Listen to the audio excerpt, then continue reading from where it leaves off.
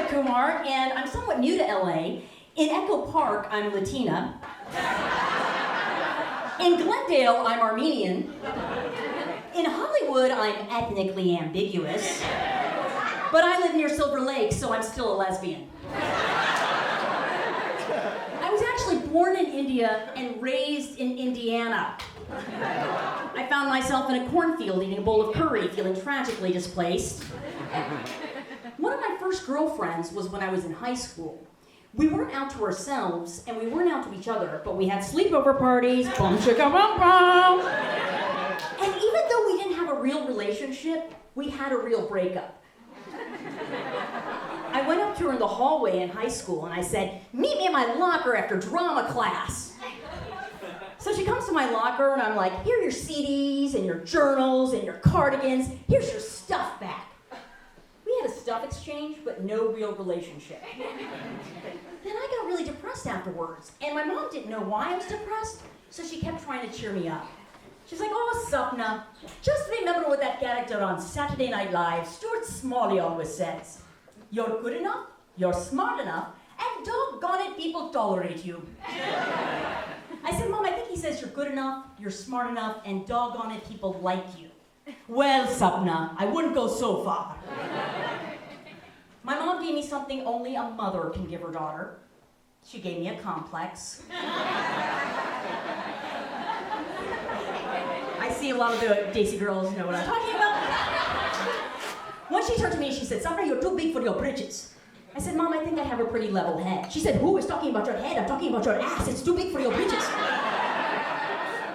I said, "Mom, that's a figurative expression. It's like saying when it's raining really hard, it's raining like cats and dogs." "Oh, so it'd be better for me to say your ass is like that of an elephant's." And then because she was a crazy ethnic mother, 10 minutes later she'd be like, "Sapna, Sapna, you should eat. You never eat." She had all these ideas about food. "Sapna, you know if you eat 10 almonds a day, it will make you smarter." "Sapna, you know why you're gay? Because you don't eat enough fruit." I said, "I thought it would be the opposite, Mom, because you know you are what you eat." "I know what you lesbians eat, and I'm not even going to go there." And by that, of course, I mean hummus. I don't know what you were thinking. But in her life, my mom finally accepted me. She pulled me close. She said, "Sapna, I don't care who you end up with. Just make sure it's a good-looking person. I don't care if it's a man or a woman. And make sure they're affluent, because you need someone to take care of you when you run around and do all this comedy." Then she started going through the names of all my ex-girlfriends. And my whole life I thought, she doesn't know who my girlfriends are. She's like, "Sapna, you know, I did like that one with her teeth all this way and that way." I'm like, "Kathy?" She's like, "Yeah, she was no good." "What about the one who played guitar and made no money?" I'm like, "Julie?" She's like, "Yeah, she was no good." "What about the one with the dimples? She was good. What happened to her?" She married a man and had a baby." "Oh, you mean she's bi?" "That's what you are."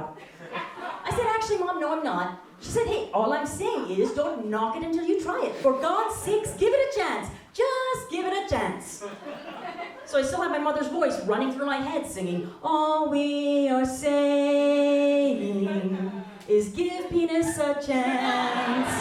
I would have liked to say it. I already did, Mom. It squirted me in the eye and I ran away crying.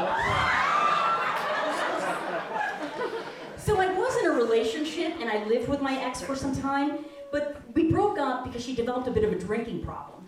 And I kept thinking things are going to change, because she kept saying things are going to change. And one morning she woke up and she said, "Sapna, about the drinking. I'm turning over a new leaf." I thought, great. I went downstairs, I went to the kitchen, I opened the fridge, there was a bottle of wine in there called New Leaf. I'm like, okay, so this is what she was talking about. So my parents and my ex were not really supportive of me being a comedian and actor, but my sister is so proud of me. She introduces me to all her friends and she's like, "Meet my sister Sapna. She's a professional clown." I'm like, "I'm a comedian." She's like, "Yeah, whatever, same difference."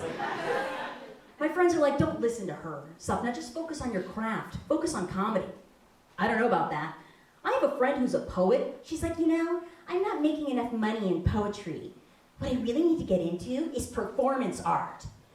That's like me saying, "I'm a comedian, but what I really need to get into is magic." Magic, that's where the money is. So I feel like cis-het men are always telling dick jokes. So as a lesbian comic, I should tell vagina jokes. Fun fact, vaginas have a bacteria in them called lactobacilli.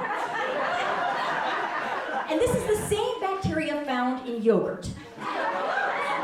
So vaginas actually taste and smell like yogurt. You think Dannon will use this as their slogan? Dannon, because it tastes like pussy. I'd be buying that out by the shelf load.